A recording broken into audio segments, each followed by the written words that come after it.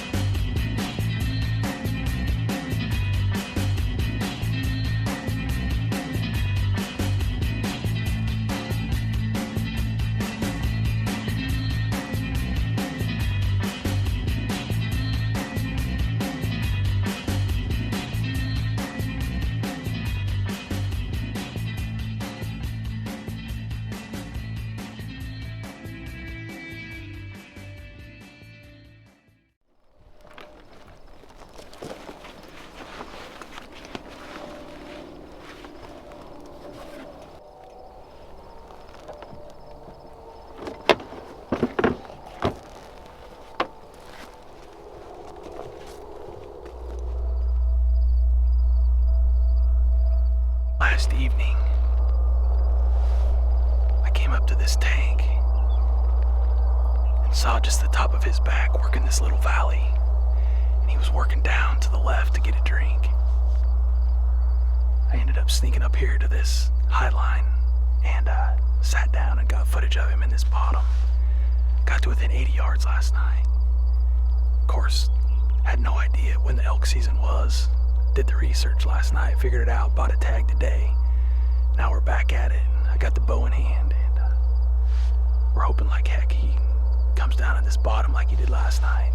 Got a decoy with us, got some cow calls just in case, but we're just gonna get set up here. Got the sun at our back. We're kind of waiting for that wind. It's supposed to be shifting out of the east, but right now it's got a little bit of north in it, so it's kind of going up this gully. I'm a little bit nervous about that, but we'll just be patient right here. We'll get tucked in here pretty soon.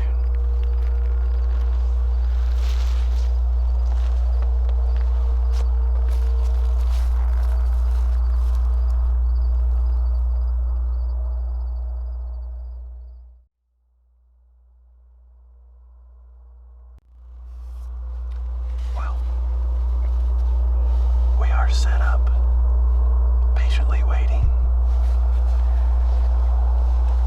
Last evening, he did not move until the sun was down.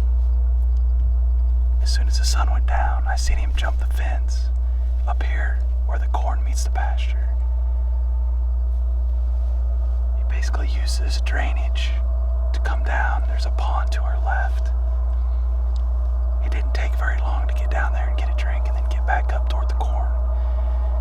But I was able to intercept him, and he had no idea I was here, but I had him within about 80 yards last night. We're sitting about 65 yards from his trail he used last night, and we're hoping we're just going to let him do his thing. If we don't see him, I'll probably throw out a few cow calls. Being a lone bull, he'll probably step out and take a look. We'll see. Absolute beautiful evening. It's too nice for elk hunting. It's actually about right for September 1st. It's like 75 degrees right now. But probably about average for Kansas this time of year, maybe a little above. Almost dead calm. The wind's going to be shifting out of the east, which is going to help us. But just tucked away in here, right next to a power line. And just got to be patient for me.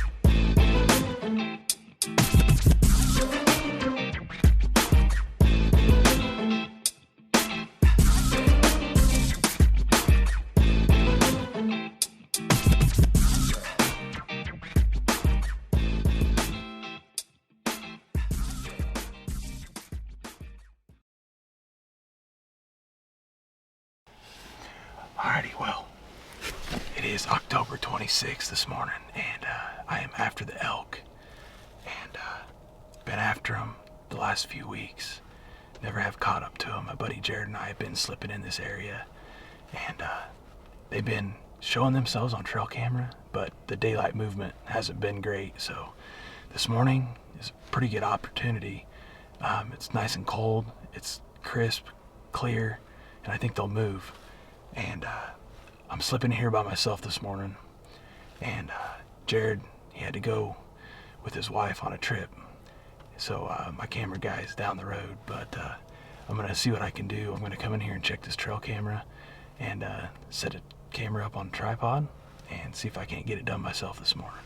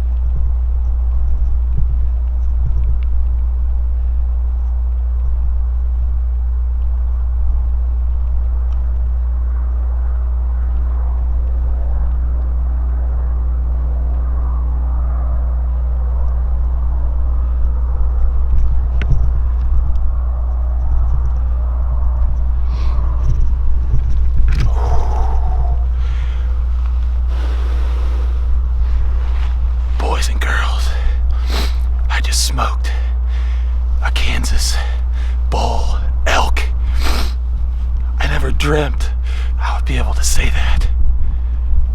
I got a mule deer coming into my right. I snuck in here this morning, first light. I don't have my cameraman, but Muddy Jared, he had to take his wife to a trip to Colorado. Good for him, that's awesome. So I decided I was gonna come in here and do a little scouting and change out some batteries in my trail camera. My trail camera quit working, and I wasn't getting any elk pictures in this pasture like I had been. And I decided to come in here. I got my daughter's first birthday party today. I've been helping my wife get set up for that, but today I told her I was going to slip in here this morning, and these elk been working this valley. He came along a fence line up to my top. I had slipped in below him this morning and got to this windmill, and I'm setting up around this. There's some power lines running through here, and we've been setting up here, my buddy Jared and I, and this is a perfect little valley for him. There's water down below us, and I put the heads up decoy out. You gotta check this thing out. Alright, so behind me I put the heads up decoy, and the wind's blowing down the drainage to the water, and he came along this fence line back up here, and I threw out a couple cow calls, and to be honest, I snuck in here this morning. I didn't think he was going to be in here. I was not seeing anything, and all of a sudden I look up, and on that fence line he's coming down all by himself, and he comes down to this bottom, and he's working all the way down, and I cow called. He kept losing interest and wanting to turn around and go back to cover. There's an uncut cornfield back over my shoulder, and this guy has been staying in that uncut cornfield. So he starts working down this drainage right to the decoy. That decoy sealed the deal. It was unbelievable. I kept cow calling, and he kept just getting interested and interested. He didn't worry about the wind at all. He just came straight in. And what I did, I was set up right behind this little pylon right here, and I just drew my bow back, and I knew he was within 40. I mean, he was closing the distance quick on that decoy, and I pulled my bow back, and I just leaned around, and he was just focused on the decoy, had no idea I was there, and I put my 30-yard pin right on him, and he was probably more like 20 because I shot just a hair high, but it was good enough to hit him in the lungs. I didn't have time to range him or nothing, and made a really good shot. He tipped over.